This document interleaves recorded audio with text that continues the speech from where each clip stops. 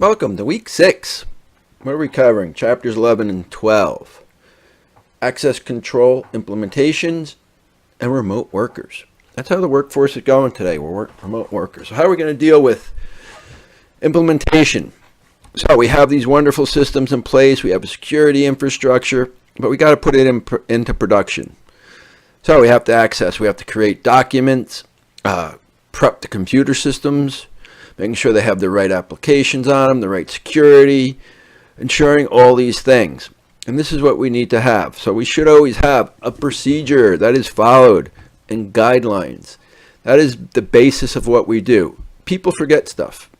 I don't care if you've been doing your job for 20 years. You're going to forget stuff. Having procedures in place ensure that it gets done the same way every time by every person.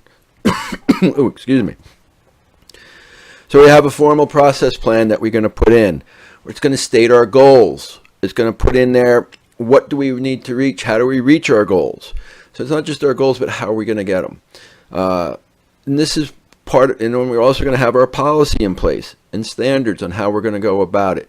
We're going to have basic system requirements, basic application requirements. All these are stated in our policies and procedures. So there's no question, well, I want to go try this today, or I want to try that. No, it doesn't work that way.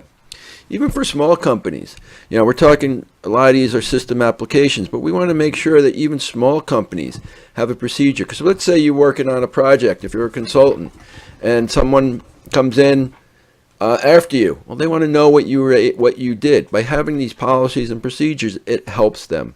It has standards in place. It doesn't matter what the size of the company is. There are standards we can follow. There's the ISO 27002 standard that allows us. We have guidelines, the organization recommendations for passwords, minimum, maximum lengths. They should have capital, lowercase. This allows us to make sure that everyone has enough security. We looked at passwords a couple of weeks ago, and when you have a longer password with different cases, different characters in it, it makes it harder to break. It's that simple. This isn't an opinion, this is a fact. So we want to make sure that we put this into place, that we make everyone change their password every 3 months. Yes, it's annoying, but it's a safety feature. It keeps us safe. So this is why we do this. It's not to annoy the customers or employees. It's to make sure our system's safe. So how we're going to go about implementing, where we're going to put this. Obviously, IEEE has a whole bunch of standards on it that we can follow to make sure that we have it. We also have the National Institute of Standards and Technology, NISTA. And again, this has other things. We have the Federal Information Security Management Act.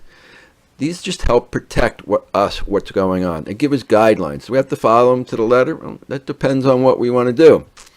But these are at least guidelines that can help us. It's a starting point if we have no idea what we want. We should be doing periodic risk assessments is what some of the things we do. We also have the ISO 9000 series of standards. So there's a whole bunch of different standards that we can follow. The Internet Engineering Task Force, the PCI Security Standard Council. So these allow us to create nice and simple standards that we can follow. Standards should be easy to follow. Our procedure should be easy to follow. It allows us to have everything in there. We should have our policy. What does the organization want from us? From the security point of view, what is the standards we're going to follow? Because different standards have different requirements, so it allows us to have this in here. And we're going to look at the different standards and see which one fits our needs as an organization. Sometimes laws might predict what we're going to do, and then we'll take a look at that also. And the procedures, how are we going to go about putting these in place? What are we going to be doing? What are our guidelines? And these are all the areas that we need to address. Guideline is simple, how often, how we're going to encrypt our passwords. What is the communications going to be? How are we going to lock out users if they've failed too many attempts or forgot their password? Ensure that the passwords are changed every 90 days. These are the guidelines that we need to set up. And we need to make sure everyone in the company understands the guidelines and why they're there. Not just that we have them there, but to understand that the guidelines are there to help protect our data and our management, and even their data, because their data is on the system. If someone causes a breach, well, chances are their data could be hacked also. So we need to understand that they understand what's going on. We can have multiple layers of information going on. Again, Windows has an awesome setup of system control lists, as we talked about last week, with the entries in it. And creating lists just makes it easier instead of having individuals just form into groups on lists, so we can easily update and remove them. Remote users, we're going to talk a little bit more in the next chapter also, but remote users have a unique issue that we're going to have to do. What is our VPN going to be?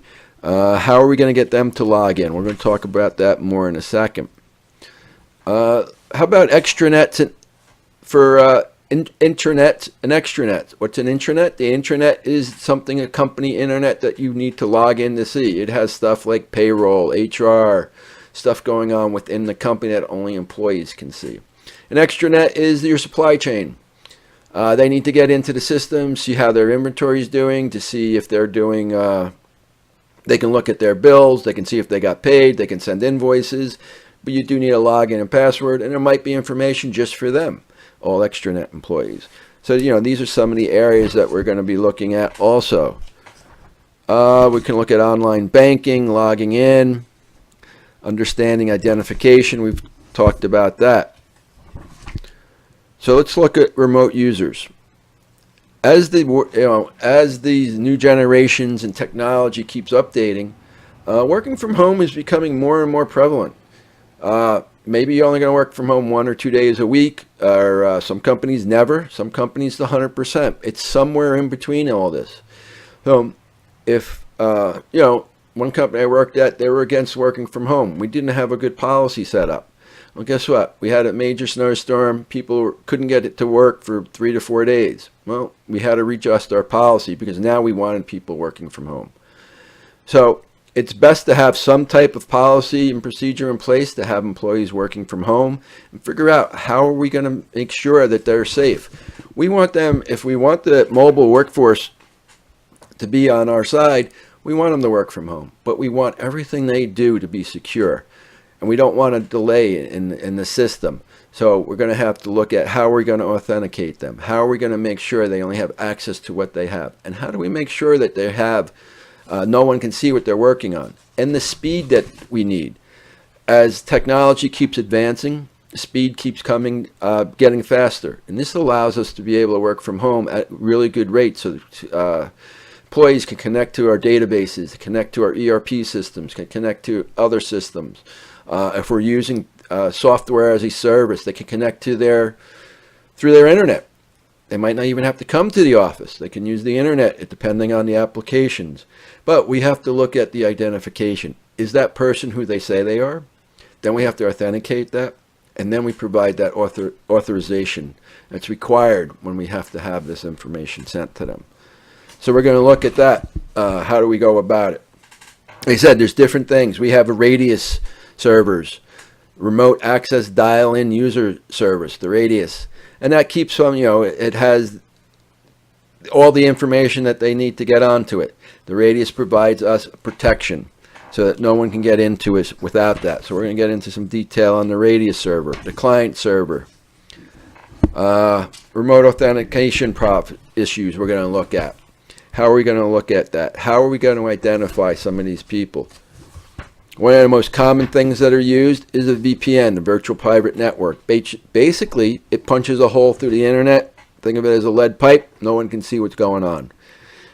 There's protocols that have to follow, but basically a VPN allows us to have information. You can also use point-to-point tunneling, layer 2 tunneling, internet protocol.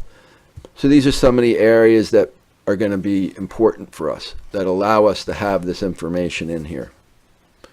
So how do we get this information going? Is by looking at it. Remote access is a big thing we need to look at. So what do we have going on this week? Let's take a look at week 6. So in your week 6 folder, Obviously, we have our lectures. Our PowerPoints are under lecture notes, so your PowerPoints are in there.